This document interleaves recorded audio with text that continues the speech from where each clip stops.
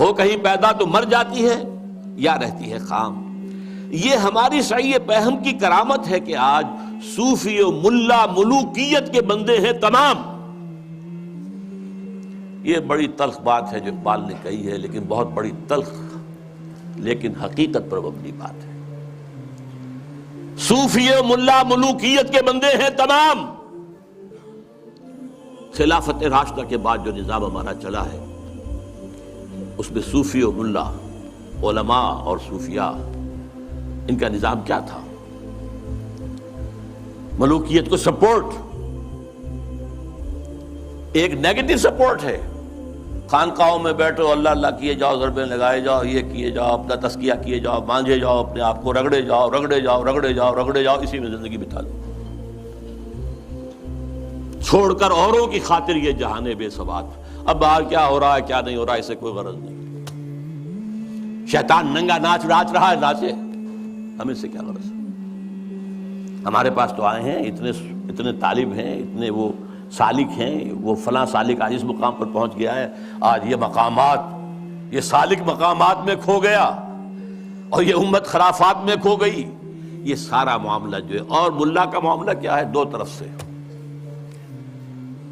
ملا نے سب سے پہلے، ہمارے فقہا نے متغلب کی حکومت کو جائز قرار دیا، یعنی اگر کوئی شخص اپنی قوت کے بل پر آ کر حکومت پر قبضہ کر لے تو جائز ہے، اور حکمران کے خلاف کوئی بغاوت نہیں کر سکتے جب تک کہ وہ تمہیں کفر کا حکم نہ دے۔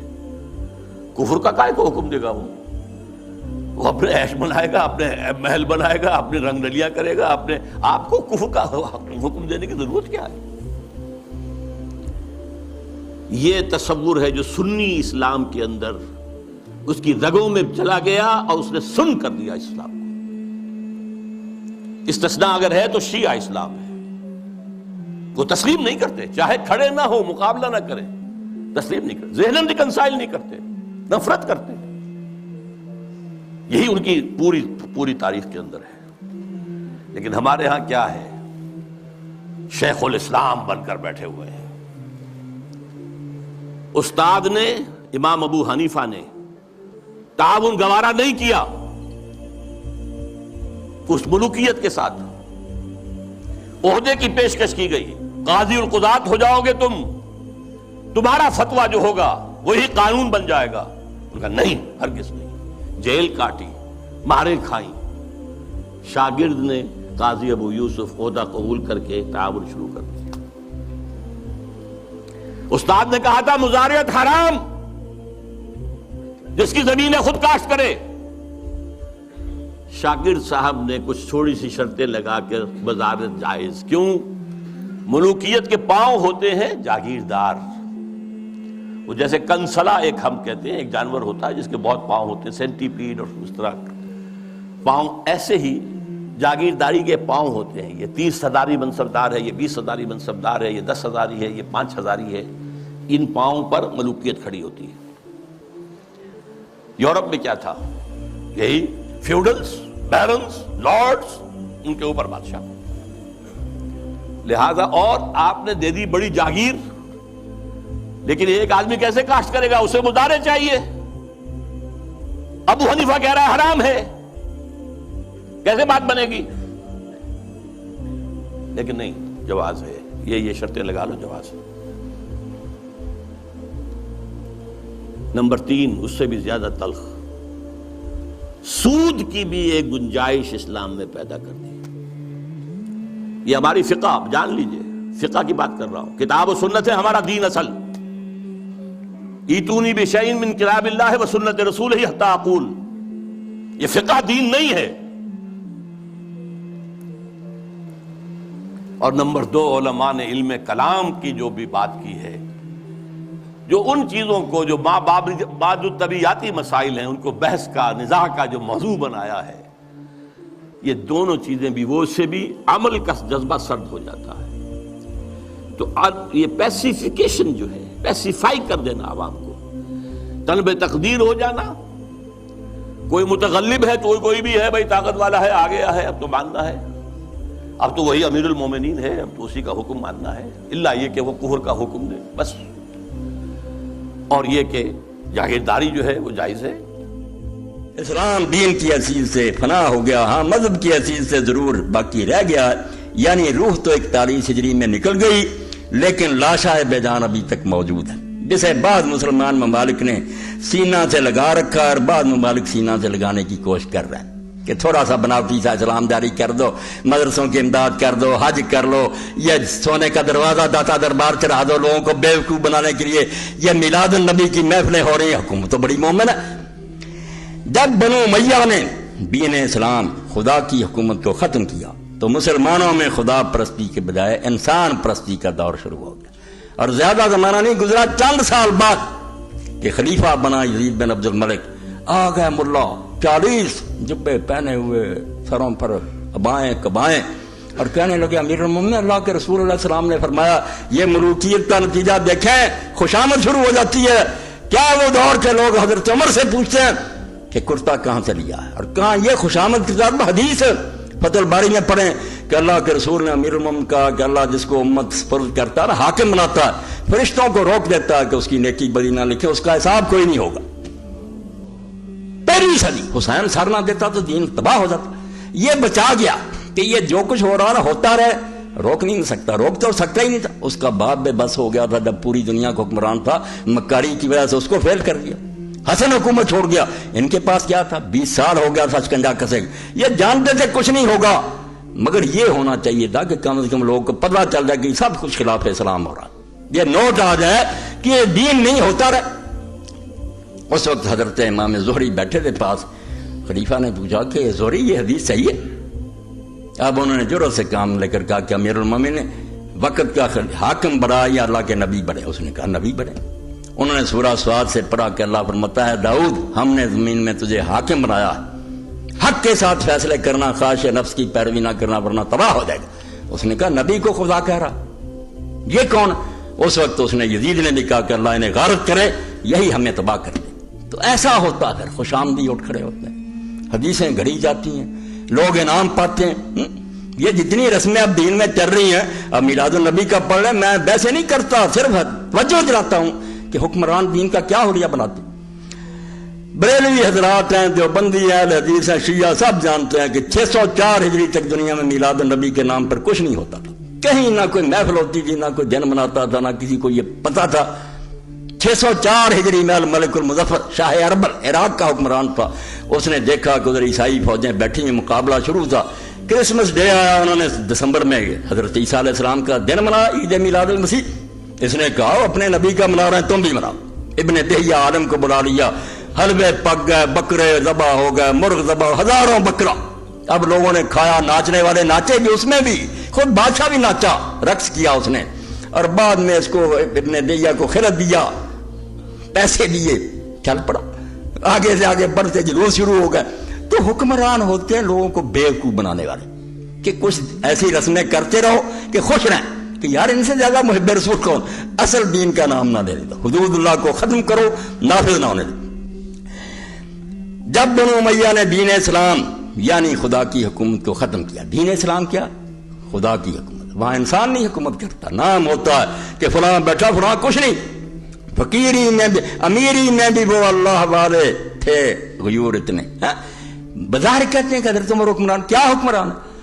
جمعے کے خطبے میں دیر سے آتے ہیں، لوگ کہتے ہیں میرے آپ نے پریشان کیا، اور خدا کے لیے ملوکیت اور خلافت کا فرق سمجھیں، چھوڑیں یزید حسین کو، شخصیتوں کی بات نہیں، دین کے سبق پڑھیں کہ اللہ کے رسول نے جہاں نماز روزے کے وہاں باب نہیں ہے، باب الاحکام بخاری میں وہاں باب نہیں، قضا کے حدود کے نہیں ہے، جنگوں کے نہیں ہے، یہ دین ان کے لیے آیا جو حجروں میں بیٹھے، دین خود ہی بتاتا اپنے بیان سے قرآن حدیث کہ یہ ان کا کام ہے، جن کے پاس حکومت ہے، جنگیں کر رہے ہیں، خراج وصول کر رہے ہیں، پوری دنیا کو للکار رہے ہیں، یہ کمزوروں اور بے بسوں کا دین ہے۔ تو حضرت عمر رضی اللہ عنہ سے لوگ کہتے ہیں آپ نے تنگ کیا ہمیں، اتنی دیر ہو گئی خطبہ کری نہیں آئی۔ آپ نے فرمایا اگر اس کے سوا کوئی اور کرتا ہوتا نا، وہ میں دھونے کے لیے دے آتا، دوسرا پہن کر آ جاتا، مگر خدا گواہ یہی کرتا تھا، اس کو خشک ہوتے دیر لگی، اور اس پر بھی لوگوں نے دیکھا تو 8 سے زیادہ پیوند تھے۔ یہ ہے خلافت، اس کو کہتے ہیں اللہ کی حکومت۔ مگر جب بندوں کی حکومت آ گئی مسلم جام اٹھائیں. حضرت مقدام بن ابی مادی بن کرم نے کہا معاویہ قسم اٹھا کر دکھا اللہ کے رسول نے ریشم نہیں حرام کیا, سونے چاندی کے برتن نہیں حرام کیے, درندوں کی کھالیں بچھا کر ان کر بیٹھنا متکبر لوگوں کی طرح چیتوں اور شر حرام نہیں. اور ماں نے بعد فرمایا آپ قسم کھا کر بتا کہ یہ سارے کام تیرے گھر میں ہو رہا کہ نہیں. ابو داؤد شریف اور مسلم نقشہ ہی بدل گیا, نام رہ گیا مذہب کا, دین ختم. تو مسلمانوں میں خدا پرستی کے بجائے انسان پرستی کا دور شروع گیا, اور سب جانتے ہیں کہ آخر ذکر اول ذکر کی ضد کہ دونوں کام اکٹھے نہیں ہو سکتے. انسان پرستی ہوگی تو خدا پرستی نہیں رہے گی, اور دو ضدیں کبھی ایک ظرف میں جمع نہیں ہو سکتی. دو چیزیں ایک جگہ جمع ہو سکتی ہیں کہ خدا کی بندگی اسلام سکھائے یہاں بندے ہی حکومت کرنے لگے. ایک انسان پرست کبھی ہرگز خدا پرست نہیں ہو سکتا. ملوکیت سے انسان پرستی کیسے پیدا ہوتی ہے اس کو صرف ایک نظیر سے سمجھ سکتے ہیں, مثال سے سمجھاتے ہیں کہ فرق سمجھ لو. پہلی صدی جب فاروق اعظم رضی اللہ عنہ خلیفہ ہوئے تو انہوں نے ممبر رسول صلی اللہ علیہ وسلم پر چڑھ کر یہ اعلان فرمایا کہ مسلمانوں جو میرے اندر کوئی کجی دیکھے عیب دیکھے تو مجھ کو سیدھا کر. یہ کیا بیٹی ہے خلافت, مجھ میں کوئی خامی دیکھو کوئی خیال نہیں کرنا. حضرت عمر سے بڑا صحابی ہے, خلیفۃ المسلمین ہے, اشرام کہہ رہا ہے مجھ میں خامی دیکھو ٹوکنا, ورنہ کر رہا بکواس نہ کر رہا ہے میں صحابی رسول ہوں میرے خلاف زبان کھول دے. یہ اعلان فرمایا کہ جو مجھ میں کوئی عیب دیکھے مجھے اطلاع دے. شاباش, سیدھا رہ گیا. لیکن جب عبد الملک بن مروان بادشاہ ہوا تو اس نے ممبر پر چڑھ کر یہ سیفٹی ایکٹ نافذ کیا کہ آج کی تاریخ سے جو مسلمان مجھ سے یہ کہے گا کہ خدا سے ڈرو تو میں اسے قتل کر دوں. کوئی نہ یہ کہے اتق اللہ, اپنے منہ بند رکھو, میں جی چیک کروں. اس تنبیہ کا نتیجہ خاطر خواہ برآمد ہوا. بنو امیہ اور بنو عباس کی مسلسل کوششوں سے دنیا اسلام میں کوئی ایسا شخص باقی نہ رہا جو کسی بادشاہ سے یہ غیر اسلامی فکرہ کہہ سکتا. غیر اسلامی اوپر انہوں نے لگا دیا ہے نقطے کہ یہ غیر اسلامی بن گیا کہ اللہ سے ڈرو, کوئی نہ کہہ سکا. خاموش کر دی زبانیں, فقہا بھی ڈر گئے, علماء بھی ڈر گئے. تم روتے نہیں اس کو, حسین کو نہیں رو رہا, اس کو رو رہا ہے کہ دین نہیں رہا, مذہب بن چکا.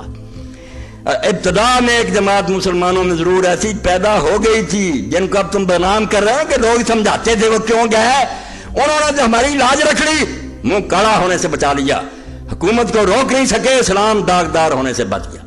ٹھیک یہ تھا کام, نہیں ہو سکا تو کوئی بات نہیں. دنیا کی کامیابی اور ناکامی کا کیا, سلطان ٹیپو شہید وہ پھر کسی دن پڑھوں گا کہ دنیا کی کامیابی اور ناکامی کو مدار بناتے سلطان ٹیپو مارا نہیں گیا, مگر کیوں اس کو سارے مانتے کہ وہ شہید تھا, سینہ تان کر مرا. اس نے کہا شیر کی زندگی ایک دن کی جاؤ گیدڑ کی 100 سال کی زندگی سے بہتر. اور تم دنیا کے نتیجے دیکھتے ہو کہ حسین شہید ہو گیا. فرماتے ہیں ابتدا میں ایک جماعت مسلمانوں میں ضرور ایسی پیدا ہو گئی تھی جس نے اسلام کو دین کی حیثیت سے انتظار کرنے کی کوشش. اے مسئلہ حکومت کی بات نہیں صرف کہ اس کو مذہب بننے دیا جائے یا دین بنایا جائے. چنانچہ اس نے انل حکم اللہ للہ کا نعرہ بلند کیا اور ایمان کی پوری طاقت کے ساتھ میدان میں آ گئی. بنو امیہ کا مشہور سپہ سالار محلب بن ابی صفرہ مقابلہ پر آیا. یہ محلب ساری عمر بنو امیہ کی خاطر نیک لوگوں کو قتل کرتا رہا. جس نے سر اٹھایا نا کہ شریعت کو قائم کرو, اس نے بے شمار مارے. ایک حسین رضی اللہ عنہ آئیں گے, ہر شہر میں 11 لوگوں کو مارا, لیکن پوری سلطنت کی پشت پناہی کے باوجود ان دیوانوں کو شکست نہ دے سکا. وہ عباسیوں کے دور میں چلتے رہے, مگر بدقسمتی سے خود اس مٹھی پر جماعت میں افتراق پیدا ہو گیا اور اسی وجہ سے انجام کار سرفروشوں کی اس جماعت کا خاتمہ ہو گیا. ہارون الرشید عباسی کے کارناموں سے سب سے زیادہ شاندار کارنامہ یہی ہے کہ اس نے اس جماعت کے آخری نام لیواؤں کو صفحہ ہستی سے مٹا دیا, جو یہ کہتی تھی کہ حکومت صرف اللہ کا حق ہے. مٹا دی کہ نہیں, اللہ کا حق نہیں, یہ بندوں کا. اس لیے مہدی کے فرزند کو مسلمانوں پر حکمرانی کا کوئی حق نہیں. وہ کہتے تھے یہ مہدی کا بیٹا ہارون الرشید کوئی حکومت نہیں کر سکتا, قرآن راج کرے گا. یہ مسلمانوں کا حق ہے کہ جس کو چاہیں خلیفہ یا امیر منتخب کر لیں. دیکھا اپنے ملوکیت کی اس کی رسمہ سازی کو کہ ہارون اور اس کے پیشراؤں نے حکومت الہیہ کے دائیوں کو تلوار کے گھاٹ اتار دیا, لیکن کسی ملا یا پیر نے عبد الملک اموی یا ہارون عباسی سے یہ نہیں کہا کہ جناب وہ لوگ ٹھیک کہتے ہیں. یہ حلوے کھاتے رہے, حجروں میں بیٹھے رہے, ان کو جاگیریں بھی دیں, یہ دین کا بیڑا غرق کرتے رہے. فقہ کی کتابوں میں یہاں تک لکھ دیا. اب بڑے بڑے علماء سے میری بات ہوئی, ولی سے مر گئے, میں نے پوچھا کیوں ہدایہ میں لکھ دیا کہ خلیفہ وقت حدود اللہ پامال کرے, شراب پیے, زنا کرے, اس پر حد جاری نہیں ہو سکتی. کیوں لکھا؟ دین میں رہتا ہے کہ وہ کرتا رہے، اس کو سزا نہ دیجیے۔ کہنے لگے نہیں اس کا مطلب نہیں، ملوکیت کا دور تھا، دے نہیں سکتے تھے، ان کا مطلب یہ ہے کہ دینی چاہیے۔ میں نے کہا یہ جعلی آپ نے مطلب کیا، مگر ساتھ ہی پڑھ لیں۔ وہ کہتے ہیں کہ اگر قصاص کا معاملہ آ جائے کہ اس نے کسی آدمی کو قتل کیا ہو تو پھر اس کو قتل کیا جائے۔ میں نے کہا قتل ہونا منظور کر لے گا، وہ کون پیدا ہوگا جو اس کو قتل کر سکتا؟ مولانا کو جواب کوئی نہیں ہے۔ میں نے کہا یہ نہیں، ویسے اس کو رابطہ دے دیا کہ جو اللہ کی حدود ہے نا، شراب پینا، نماز چھوڑنا، زنا وغیرہ کرنا، یہ اس پر آپ کو کوئی سزا نہیں ملے۔ یا ہدایہ میں دیکھ، یہ ہو دار جس کا کہہ رہا ہے کوئی ملا پیر نہ بولا کہ کیا کر رہے اسلام کا مذاق اڑا رہے۔ اسلام میں حکومت باپ سے بیٹے کو ورثہ میں نہیں مل سکتی۔ اگر ایسا ہوتا تو فاروق اعظم رضی اللہ تعالیٰ اپنے بیٹے حضرت عبداللہ بن عمر کو نامزد فرما دیتے۔ بتاؤ فاروق اعظم اور عبداللہ بن عمر، فاروق اعظم کہاں؟ بیٹا ان کا کون سا ہے؟ صحابی رسول، عابد، زاہد، عالم، ہزاروں حدیثوں کا راوی، متقی۔ اگر حضرت عمر اس کو بناتے کیا اعتراض تھا؟ امت کہتی تھی کہ بنا دو، حضرت عمر رضی اللہ عنہ نے کہا عبداللہ کو بناؤ۔ کیسے طریقہ سے؟ دو جواب دیے۔ پہلے تو کہا کہ بنو عدی جو میرا قبیلہ، ان کے لیے یہی کافی ہے کہ میں ان میں سے حساب دے کر قیامت کو بری ہو جاؤں۔ اب میں اپنے خاندان کے اور کسی آدمی کو اس میں نہیں پھنسانا چاہتا۔ یہ تھی خلافت، اللہ کا خوف تھا کہ حساب دینا ہے۔ ادھر ہے کہ رشوت دو، لاکھ لاکھ روپے عبد الرحمن بن ابی بکر کو، عبداللہ بن عمر کو، انہوں نے کہا ہم دین بیچے، اٹھاؤ حدیث کی کتاب میں، تاریخوں کی کیا ضرورت ہے؟ جو نہیں مانا ڈنڈے کے زور سے اس کو۔ ادھر حضرت عمر کو کہہ رہے ہیں لوگ، وہ کہتے ہیں یار میں اپنے خاندان کے لوگوں کو پھنسانا نہیں چاہتا۔ اور عبداللہ کے بارے میں یہ بھی کہہ دیا کہ اس کو خلیفہ بنو جس کو طلاق دینی نہیں آئی، حیض کے دنوں میں بیوی کو طلاق دے دیجیے، وہ حرام ہے۔ حضور کو پتا چلا، فرمایا طلاق واپس لے جب پاک ہوگی طلاق۔ اس کا حوالہ دیا طلاق دینا نہیں جانتا خلیفہ بن دے۔ یہ یزید سے بھی کیا گزرا تھا، توبہ توبہ، کوئی شرم کرو۔ مگر وہ خلیفۃ المسلمین تھے، انہوں نے کہا نہیں بیٹے کو نہیں بناؤں گا۔ اس لیے آپ تخت و تاج سے دستبردار ہو جائیں اور مسلمانوں کو قرآنی تعلیمات کے مطابق امیر خود منتخب کرنے کا موقع دیں۔ اسی لیے اقبال ملا اور پیر دونوں کو ملوکیت کا معاون سمجھے۔ دھوکہ نہ کھائیں، ملا پیر ایک ہی ہوتے ہیں، فوج کے ساتھ ہوتے ہیں، مارشل لا کے ساتھ ہوتے ہیں، لوگوں کو دھوکے دینے کے لیے بیان شان دیتے رہتے ہیں، پھر ساتھ ہی چلتے رہتے ہیں، کھاتے رہتے ہیں سب کچھ۔ یہ سچ ہے کہ بنو امیہ اور بنو عباس کے دور حکومت میں بعض علماء نے ملوکیت کے خلاف صدائے احتجاج بلند کی، لیکن بادشاہ نے طاقت کے زور سے ان حق پرستوں کو اسی طرح ختم کر دیا جس طرح انگریزوں نے 1857 کے بعد ہندوستان کے حق پرست علماء کو ختم کر دیا۔ انگریزی دور آیا، جو بڑے علماء تھے جو کہتے تھے کیوں کافر کی حکومت قبول کریں، یا پھانسیوں پر لٹکا دیے گا یا 20 سال کے لیے جزائر انڈمان بھیج دیے، کالے پانی میں مر گئے، باقی آرام سے ساتھ مل گئے، عہدے قبول کر لیے۔ اس دور میں بھی حضرت حسن کی اولاد سے اٹھے عبداللہ المیز کے بیٹے محمد نفس ذکیہ، ابراہیم نفس رضیہ، امام ابو حنیفہ مالک نے ساتھ دیا۔ امام صاحب نے فتویٰ دیا کہ 50 نفلی حج کرنے سے بہتر ہے کہ ان کا ساتھ دو۔ اس ظالم مسلمان بادشاہ کے تختہ الٹو، بیچاروں کو بعد میں بھگتنا پڑا۔ وہ مدینہ کے قریب ہی شہید ہو گیا، ان کا مشہد وہاں ہے نفس ذکیہ کا، مدینہ سے باہر جہاں انہیں ذبح کیا گیا امام حسن کے بیٹے کو۔ مگر امام ابو حنیفہ مالک کی شامت آ گئی کہ تم نے کیوں ساتھ دیا؟ ان سے زیادہ کچھ دونوں اماموں سے جانتا تھا، اسی لیے علی میاں سید ابو الحسن ندوی تبلیغی جماعت کی روح رواں لکھتے ہیں کہ مالک اور ابو حنیفہ کی رائے کو کیسے نظر انداز کر دیا جائے۔ یہ ابو احمد اور شافعی تو پیدا ہی بعد میں ہوئے جب ڈنڈا مسلط ہو گیا تھا۔ اگر یہ فتوے دے گا کہ ظالم حاکم کے خلاف نہ اٹھو تو یہ کیا فتوے؟ جو پہلے امام وہ کیا کہتے تھے؟ وہ امام حسین کے ساتھ یہ کلمہ گو نہیں دیکھنا، بگڑا ہوا تختہ الٹ، مگر بیچارے کچل دیے۔ میری رائے یہ ہے کہ بحیثیت مسلمان قوم زندہ ہے، مسلمانوں کے زوال کا باعث صرف ملوکیت ہے جو 41 ہجری میں رائج ہو گئی اور مختلف عناصر اور متعدد عوامل کی بدولت مسلمانوں کی زندگی کا مدار علیہ بن گئی، چلی آ رہی، بس وہ کام چلتا آ رہا، رکا نہیں، بند نہیں ہوا۔ آگے پڑھوں گا۔ پھر فرماتے ہیں کہ یہ جو تقدیر وغیرہ کے مسئلے چل پڑے، کہاں تھے یہ مسئلے؟ دین کا تھا 220 صفحہ۔ واضح ہو کہ تقدیر کا یہ غلط مفہوم مسلمانوں میں ملوکیت کی وجہ سے پیدا ہوا۔ آیتیں پہلے بھی پڑھتے تھے، حدیثیں پڑھتے تھے، بلکہ تقدیر سے مسلمان دلیر تھا کہ جو ہونا ہو کر رہے گا، ڈرنے گھبرانے کی بات محنت نہیں چھوڑ دی تھی۔ جیسے اقبال ایک جگہ کہتے ہیں نا، میں نے پیر رومی سے پوچھا، وہ سوال جب اپنے ذہن میں ہے نا، رومی سے مثنوی سے جواب لے دیتے کہ یہ مسئلہ جبر و قدر کیا؟ انہوں نے کہا اقبال پر کعبے کو بھی ملے ہیں، پر باز کو بھی ملے ہیں۔ کعبہ ان سے اڑ کر مردار کی طرف گیا، باز ان سے اڑ کر جا کر بادشاہ کے ہاتھ پر بیٹھ گیا۔ مسئلہ ایک ہی ہے، گئے گزرے مسلمان کاہل ہو گئے، کہ جب سب کچھ ہونا ہی ہونا تو بیٹھ جاؤ۔ مسلمان جو تھے دلیر ہو گئے کہ چھلانگ لگاؤ، آدمی مرنا تو مر جائیں گے، نہیں مرنا نا کچھ نہیں بنے گا۔ ان کو تقدیر نے شہباز کی طرح دلیر کیا تھا، ان کو کووں کی طرح سست کر دیا، مگر یہ مطلب اس دور میں جاری ہوا۔ واضح ہو کہ تقدیر کا یہ غلط مفہوم مسلمانوں میں ملوکیت کی وجہ سے پیدا ہوا۔ جب بنو امیہ نے بندگان خدا کو اپنا غلام بنایا اور قرآن حکیم کے ہر قانون کی بے حرمتی بلکہ خلاف ورزی کو شعار زندگی قرار دیا، تو جن مسلمانوں نے ان کے اس غیر اسلامی طرز عمل کے خلاف صدائے احتجاج بلند کی، ان بادشاہوں نے علماء سو کی وساطت سے یہ نقطہ ان کے دماغ میں جاگزیں کر دیا کہ بنو امیہ خود دیکھتا ہے جو کچھ کرتا خدا۔ مولویوں سے میں لینا کہ سناؤ کیا کرتے ہو، حکومت کے خلاف اٹھتے ہو، بھائی اللہ کی طرف سے ہوتا ہے۔ اس کی مشیت یہی ہے کہ بنو امیہ ہم پر حکمران ہو، اللہ ہی چاہتا، قل اللہم مالک الملک، وہ بادشاہ دیتا۔ اندازہ کرو وہی قرآن ظالموں کی حمایت میں استعمال ہو گیا۔ جب کبھی اسی کو پڑھ کر لوگ اٹھتے نا کہ بادشاہ اگر ان کو دیا کیسے ہو، کس طرح اللہ نے دیا، ہم اٹھیں گے ہماری مدد کرے گا، ان سے چھین لیں گے، وہ یہ مانا لیتے تھے۔ انہوں نے کہا نہیں، جس کو مل گئی ہے وہ فرعون ہے یا نمرود ہے وہی ٹھیک ہے۔ بے شک اس وقت اسلام پر بہت برا وقت آن پڑا۔ یہ بھی مولوی کہتے کہ لوگ کہنا یار تم کیا وکالت کر، اتنا ظلم ہو رہا، ساتھ ہی یہ بھی کہتے سنانے کے لیے بے شک اس وقت اسلام پر بہت برا وقت آن پڑا ہے، لیکن ہم کیا کر سکتے ہیں، انسان تو مجبور ہے۔ اس میں بھی خدا کی کوئی مسلط ہوگی کہ اس نے ان ظالموں کو ہم پر مسلط کر، جیسے آج کل ہمارے بہت سے دینی بھائی وہ کہتے ہیں حضور نے فرمایا جیسے تم ہو گئے ویسے حاکم ہو گئے، ہمیں سلانے کے لیے حضور کا نام استعمال ہو رہا کہ حکمرانوں کا اگر کوئی برا کہتے ہیں نا، نہیں جیسے تم ہو گئے ویسے، بھئی ان کا قصور نہیں، جیسے ہم تھے ویسے، بالکل جھوٹ بول رہے۔ یہ حضور نے بالکل نہیں فرمایا، جھوٹی بات ہے، مومنوں پر بھی کبھی ظالم مسلط ہو جاتے ہیں۔ اس میں بھی خدا کی کوئی مسلط ہوگی کہ اس نے ان ظالموں کو ہم پر مسلط کر دیا۔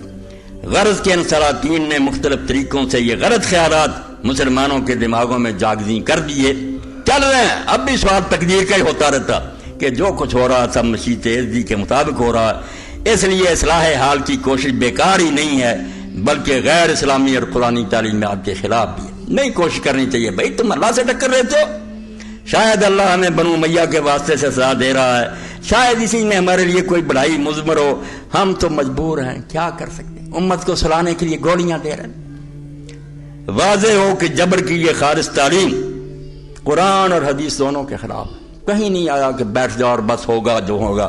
اللہ اور رسول صلی اللہ علیہ وسلم نے دونوں نے ہمیں عمل صالح بجا لانے کا حکم دیا، تقدیر پر بیٹھنے کا حکم دیا۔ اور اب بعد میں لکھتے ہیں مروکیہ ہے یہ ایک گروہ جن کے دربار بنے ہوئے، توبہ توبہ، حق کہنے سے اب میری زبان کاٹ دی جائے، روضے بنے ہوئے ہیں، گنبد بنے ہوئے ہیں، اولیاء ہیں، صوفیاء ہیں، کیا اب بھی تصوف کونسل بناتی کہ صوفیاء کا کلام پھیلاؤ۔ صوفی کیا کرتے تھے کہ لوگوں کو بھنگ پھیلاؤ، سلا دو ان کو کہ بھائی اللہ اللہ کرو، آؤ ہم سے ورد وظیفے سیکھو، یہ 10,000 مرتبہ پڑھنا، اب 10,000 مرتبہ پڑھتے پڑھتے دن ختم ہو جائے گا۔ وہ کب خبر لے گا کہ حکومت کیا کر رہی، دنیا میں کیا ہو رہا، حجرے میں بیٹھا من کے پھیر رہا۔ ملوکیت اور ملائیت کے علاوہ تیسری صدی ہجری میں غیر اسلامی تصوف بھی مختلف راستوں سے مسلمانوں کی سوسائٹی میں داخل ہو رہا۔ آپ حیران ہوں گے، سارا قرآن کھنگال جائیں، سارا حدیث کا ذخیرہ، جیسے مذہب نہیں نہ ملے گا تصوف اور صوفی نہیں ملے گا، اور لفظ صالح ہوں گے، مومن متقی صالح، صوفی نہیں آئے گا، تصوف نہیں آئے گا، یہ اسلام کا لفظ ہی نہیں، بالکل دین نے خامخواہ پودا لگا دیا گیا تصوف۔ اور پہلا صوفی بھی آپ حیران ہوں گے ابو ہاشم بنی امیہ میں سے تھا، اور پہلی خانقاہ جو ثانوی صاحب رحمۃ اللہ علیہ فرمایا رمضان میں قائم فلسطین میں انہوں نے بنائی، خانقاہوں میں گھس گئے۔ فقیراں چوں بمسجد صف کشیدت، خدا کے لیے ان خطبوں کو حسینی دین کی بات سن کر نہ سنائیں، اللہ کے واسطے محرم میں مجھ سے یہ دین کا جو ہے نا نوحہ سن لیا گیا کہ دین کیا تھا اور کس طرح مذہب بن گیا۔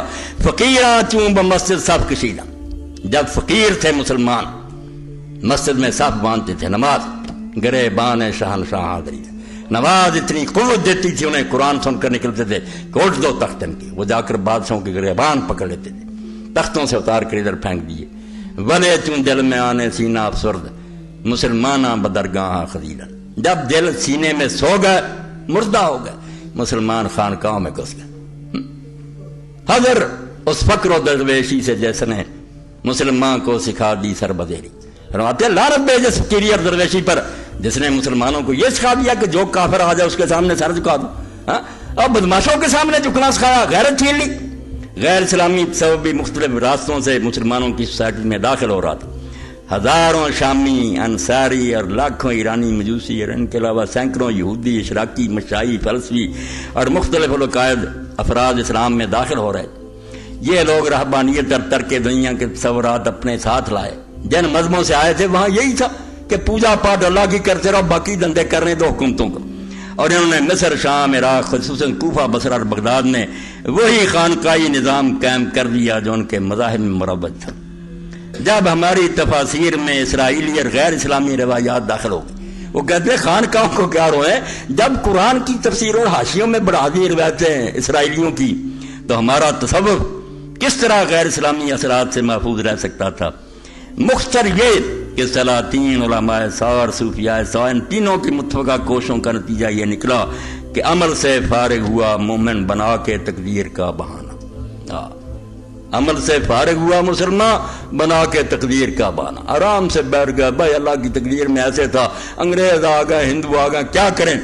واضح ہو کہ تقدیر کا یہ مفہوم جس کی روح سے مسلمان تارک الدنیا اور تارک العمل پیدا ہو جاتا ہے, ابلیس کا پیدا کرتا. یہ دین نے نہیں سکھایا, ابلیس کا.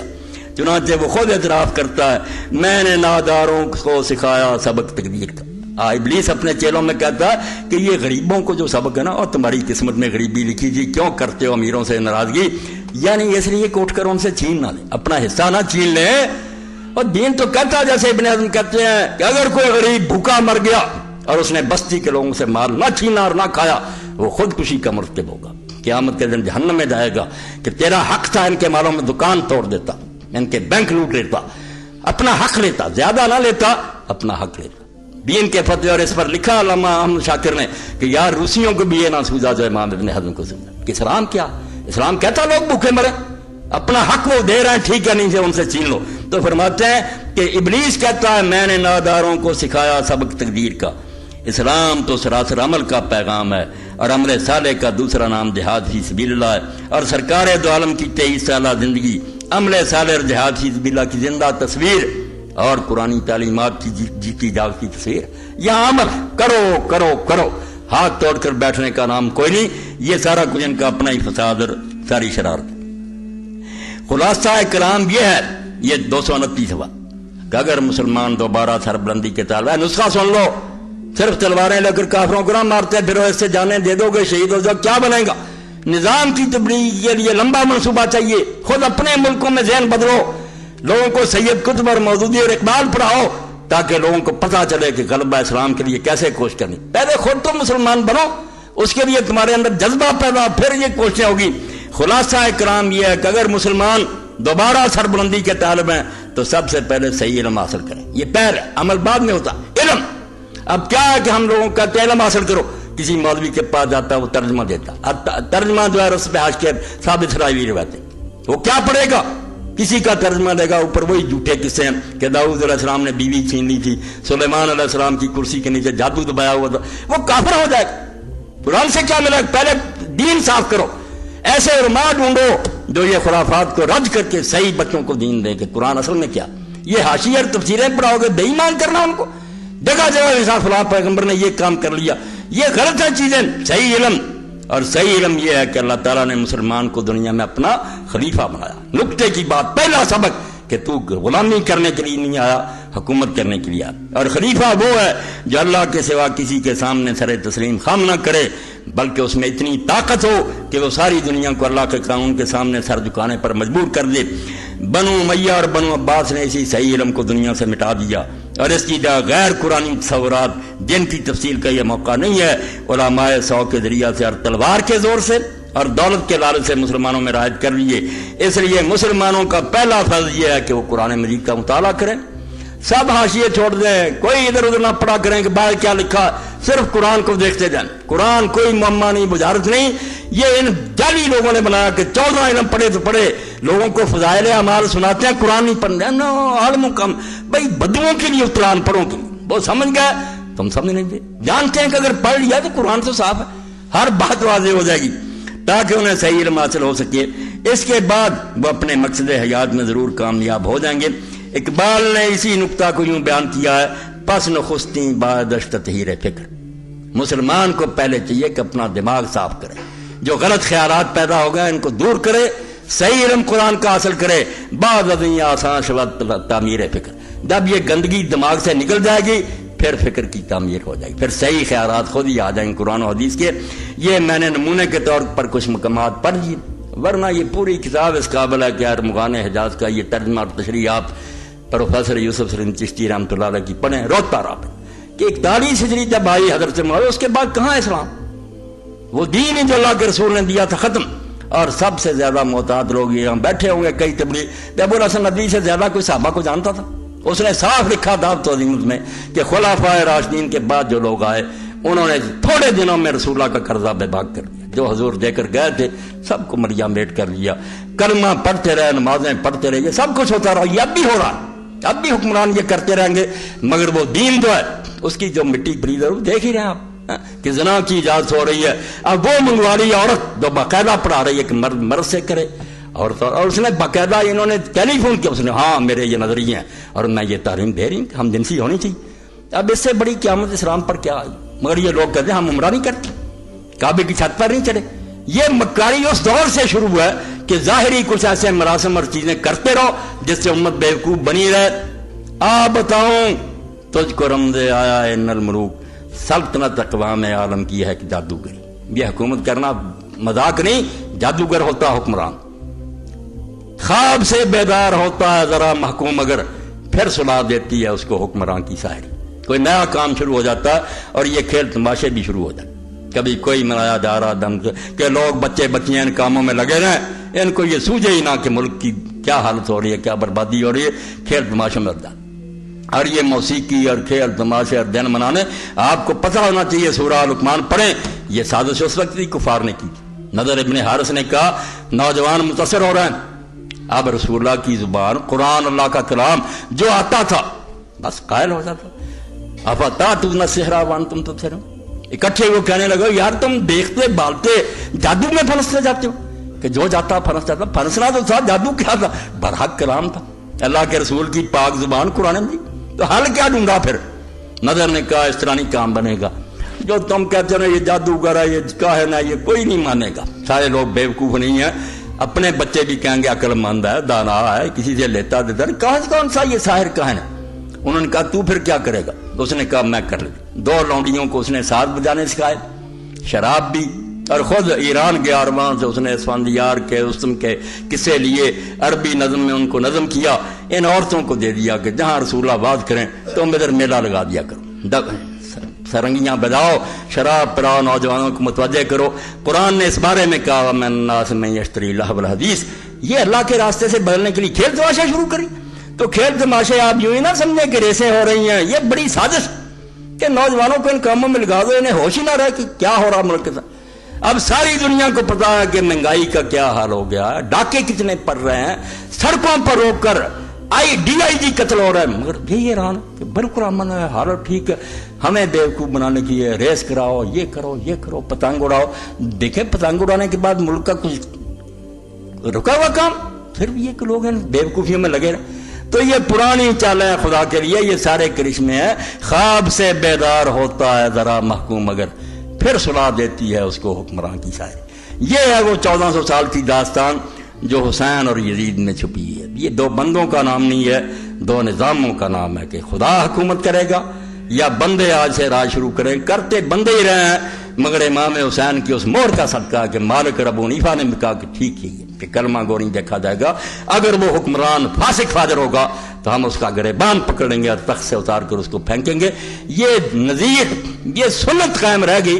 موقع ہے کہ اگر موقع آ گیا، ہمارے سامنے مسئلہ تو ہے نا، اگر یہ مسئلہ نہ ہوتا تو 1400 سال میں ایک چھوٹے عالم نے نہیں، بڑے بڑے صاف لکھ دیا کہ مسلمان حاکم اگر کفر کا اعلان نہ کرے، وہ کہنا میں کافر ہو گیا، لوگوں کی بیٹیاں اٹھا لے، زنا کرے، شراب پیے، مار لوٹ لے، اس کے خلاف کوئی قدم نہیں اٹھایا جا سکتا، صرف واضح نصیحت کر سکتے ہیں، اس کی مرضی نہ، یہ مور لگی، اور اس کا نتیجہ یہ ہوا کہ اسلام کا منہ کالا ہو گیا، حسین نے بتایا۔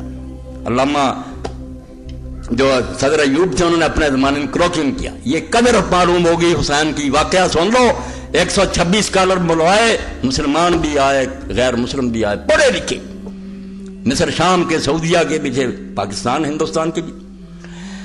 اب ایک مستشرقہ عورت تھی بہت پڑھی لکھی، یقین جانے ہمیں قرآن و حدیث کا اتنا علم نہیں جنا ان کافروں کو، بالکل ایک چیز اور کنگال چھوڑی، جو ابھی تک مخطوطے ہیں چھپی نہیں کی، وہ بھی انہوں نے پڑھی، لے گئے مسلمان ملکوں سے لوٹ کر۔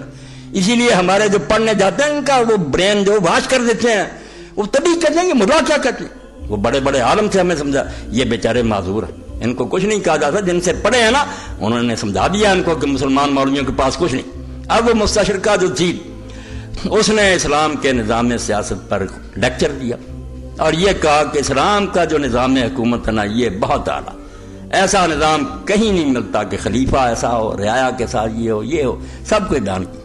مگر آخر میں اس نے کہا کہ ایک خامی رہ گئی ہے، یہ خامی ہے جو حضرت معاویہ سے شروع جس کی میں بات کر رہا ہوں، اس کا اس نے حوالہ دیا، خراب بھی ہو گئی ہے کہ اگر حکمران ٹیڑھا چلے تو اس کے سامنے کوئی چیک نہیں ہے، روکنے کو۔ اس نے حدیثیں پڑھی کہ حضور نے کہا اگر تیرا مار لے جائے اور تیری کمر پر وہ کوڑے مارے کچھ نہیں کرے، اور علماء کے فتوے پڑھے چاروں اماموں کے، دوسروں کے، اس نے کہا سارے امام مت سر جھک گئے، سعودیہ جھک گیا، شام جھک گیا، مصر جھک گیا، سب جھک گئے، جواب ہی نہیں تھا کسی کے پاس۔ اس نے کہا اس کا حل مجھے بتاؤ کہ اس کی مہربانی ہے وہ ٹھیک چلتا رہے، اگر وہ غلط چلے کرنے کا انکار نہ کرو، بتاؤ دین میں اس کا کیا حالات ہے، اگر رعایا اٹھے گی اس کو ہٹانے کے لیے وہ تو اس کی ہو جائیں گے، یہ باغی ہو جائیں گے، جہنمی ہوں گے، خلیفے کو رعایا دیں۔ کوئی جواب نہیں آیا۔ تو اس وقت سید مودودی رحمۃ اللہ علیہ کو موقع ملا تو انہوں نے فرمایا کہ میری بہن نے جو کچھ کہا نا ٹھیک، جمہور یہی کہتے ہیں اور صدیوں سے یہ کہہ رہے ہیں، مگر یہ دین کا مسئلہ نہیں، دین نہیں تھا، یہ نظریہ ضرور تھا کہ جب مار پڑی، مارے گئے، بہت سارے لوگوں کے سر کٹ گئے، بیچارے بے بس ہو کر یہ کہنے لگے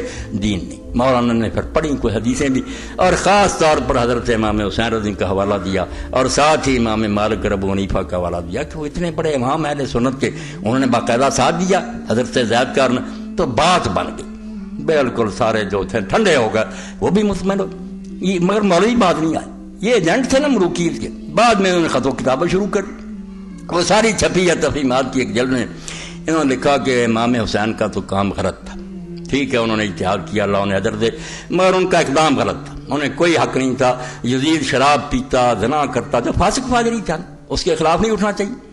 اور امام ابو حنیفہ کے بارے میں کہا کہ یہ شروع میں ان کے تھے خیالات، بعد میں وہ بھی بعد آ گئے تھے، اب حنفی مسلک یہی ہے کہ خلیفہ ظالم ہو، فاسق فاجر ہو، ذرا نتیجہ دیکھ لے خدا کے لیے کہاں دین پہنچا کہ کچھ نہیں کر سکتے، میری بیٹی اٹھا کر لے جائے، دنیا قتل کر دے، مال لوٹ لے، کچھ نہیں کیا جا سکتا۔ یہ انہوں نے کہا، مولانا نے کہا یار میں نے لے دے کر یہ باتیں ڈھونڈی تھی اور اس وقت اسلام کو بچایا تھا، اب تم کہتے ہو حسین جھوٹا تھا، ابو حنیفہ واپس آ گئے، تو سوال کا جواب تو دو نا، اس نے جو مستشرقہ کافرہ نے کہا ہے اس کا کوئی پھر جواب بھی ہے یا باقی وہ ٹھیک کہتی ہے کہ یہ غلطی رہ گئی دین میں؟ اس پر انہوں نے ختم کر دیا کہ میرے جواب اگر غلط ہیں تو پھر کوئی جواب نکال کر دو۔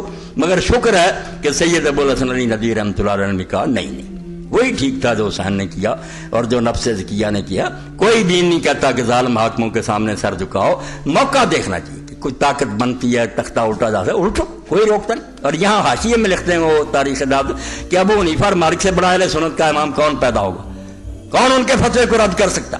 تو یہ ساری برکت آپ دیکھ رہے، آپ کربلا کو رو رہے ہیں کہ صرف یہ ہوا، سمجھنے کی کوشش نہیں کرتے کہ موڑ کیسا آیا جہاں حسین رضی اللہ عنہ کے احتجاجی رائے نے بچا لیا کہ میں سر کٹا دوں گا مگر یہ لکھ دوں گا کہ یہ کچھ ہو رہا ہے، یہ مسلمانوں کا کام ہے، کرتے رہیں، دین نہیں ہے، یہ اللہ رسول کا طریقہ نہیں ہے، بچ گیا۔ اور اسی لیے میں کہتا ہوں، چیلنج کرتا ہوں کہ کوئی عالم اسلام خواہ وہ اہل حدیث ہو یا دیوبندی دکھائے مجھے فقہ کی کوئی کتاب جہاں حوالہ دیا جاتا ہو کہ یزید نے یہ فیصلہ کیا تھا یا امیر معاویہ نے، اس لیے یہ دین میں حکم، کوئی مثال نہیں دیتا۔ لوگوں نے سمجھ لیا کہ بے شک یہ کتنے اچھے تھے، یعنی یہ مسلمان حکمران اسلامی طریقے کے نہیں، جہاں حوالہ ہوگا حضرت ابوبکر کی سنت ہوگی، عمر کی ہوگی، عثمان علی کی، لوگ پاگل ہیں۔ ساری امت کا اجماع کہ وہ ہے خلافت راشدہ، صحیح نظام حکومت، یہ حکومت ہے مسلمانوں کی ہے، ملک بھی فتح کی ہے، مگر اگر اسی کو معیار بنایا جائے کہ علاقے بڑے فتح کیے، مسئلے بڑی، تو آپ ذرا دیکھیں کہ ہلاکو خان اور چنگیز خان اور سکندر انہوں نے تھوڑی دنیا فتح کی ہے۔ اسلام کی نظر میں خدا کے لیے کہتے علی کے مانا کو چپا پر اور نہیں ہوئی، رہنے دو، لعنت بھیجو چپا پر زمین پر، جو ہے تمہارے قبضہ میں وہاں اسلام چل رہا، ہمیں یہ چاہیے کہ نظام اسلامی ہے. اور یقین جانے ان لوگوں کی جنگیں اور فتوحات ہیں، آپ تو فخر سے بیان کرتے ہیں نا، کیونکہ نیشنلزم آ گیا، قومیت، کہ مسلمان قوم کے لوگ تھے. اسلام نہیں ذہن میں کہ اسلام کی نظر میں ان کی چڑھائیاں جرم ہے. ہندوستان پر بھی حملے کیوں حملے ہوئے؟ جب تم نے یہاں اسلام نہیں چلانا کیوں لوگوں کا مال لوٹتے پھرتے، خزانے لوٹتے اور غدری لے جاتے ہو؟ یہ اسلام ہے؟ اسلام کہتا کہ جو علاقہ ہاتھ میں آئے تھوڑا یا زیادہ وہاں نظام اسلامی قائم کرو، خلافت اسلامیہ ہو. ورنہ یہ تو لوٹ ماری ہوئی، زمین میں فساد ہوا، خلق خدا کو تنگ کرنا ہوا. اسی لیے خلفاء کی جنگیں جو ہیں وہ رسول اللہ کی جنگوں کا تتمہ ہے. جیسے حضور کے جہاد ہیں وہ جنگیں، باقی جنگیں دنیا داری کی جنگیں، ملک فتح کیے، علاقے چینے، محل بنایا، عیش کیا، دینی نافذ کی. خوبصورت لوڑیاں لے گئے، ان سے عیاشیاں کرتے رہے. ایک وقت میں کئی ہزار عورت محل میں جمع. اور وقت آیا کہ مغل عید میں محمد شاہ رنگیلا محل پر چڑھتا تو ادھر بھی نوجوان لڑکی کھڑی، ادھر بھی پستان ننگے ہیں، اس کو بھی پکڑتا جاتا ہے، اس کو ہر سیڑھی پر دونوں کے پستان پکڑتا جاتا ہے، بوسے لیتا جاتا ہے. آخر خلافت اسلامیہ کا حشر یہ ہوا. مسلمانوں کی حکومت اتنی نامراد برباد ہوگی. توبہ کرو، مسلمان بادشاہوں کی حمایت نہ کرو، خلافاء کی کرو جو حضور نے بتایا. اور خلافت 30 سال ہے، بعد میں بادشاہ اپنا موج میلہ کرتے رہے، خلافت نہیں. اور دیکھیں امت کیسی ذہین ہے، اللہ نے عقل دی ہے. تھوڑی دیر بعد عمر بن عبد العزیز آئے، وہ نہیں مروان کا پوتا بنو میاں سے، کیوں ساری دنیا اس کو کہتی ہے کہ وہ خلیفہ راشد ہے. اس کے 2.5 سال جو ہیں پھر وہ خلافت ہے جو اللہ کے رسول کا طریقہ ہے. اور لوگوں نے بھی دیکھ لیا کہ اس کو عمر ثانی کہنے لگے کہ یار پہلا عمر دوبارہ زندہ ہوگا، انصاف، سب کے ساتھ برابری، ساری خلق خیریت سے رہ رہی. تو ہم کسی کو پوچھتے نہیں کہ فلاں شخصی فلاں، بندے کے کرتوت دیکھتے. اگر یہ سامنے نہیں تو یہ سارا دھندا بیکار ہے. ہندوؤں جیسی پوجا پاٹ ہے، دین نہیں ہے. دین ہے نام غلبہ اور اقتدار کا. اسی میں بلائی ہے انسانیت کی کہ ہوں ایک جنیدی اور اردشیری. جنید کو بھی لوگ جانتے ہیں وہ سب سے ولی تھا، اور اردشیر کو جانتے ہیں کہ سب سے بڑا زبردست بادشاہ تھا. کہتے ہیں اقبال انسان اس وقت سکھ پائیں گے جب ایک ہی آدمی جنید بھی ہوگا اور وہی اردشیر ہوگا. حکومت بھی اس کی اتنی کہ امریکہ کانپے گا، اور دوسری طرف وہ ولی ہوگا جنید. یہ بندہ تخت پر آئے گا نا، پھر وہ خلافت اسلامیہ ہوگی اور حضور کا دور جو دوبارہ روشن اور چمکے گا. ورنہ ظالم عیش کرتے رہیں گے، ہمیں کچل کر رکھیں گے، یہ نماز روزے کی تبلیغیں کرتے رہیں گے. وآخر دعوانا الحمدللہ رب العالمین وصلی اللہ تعالی علی خیر خلقہ محمد و آلہ و اصحابہ اجمعین.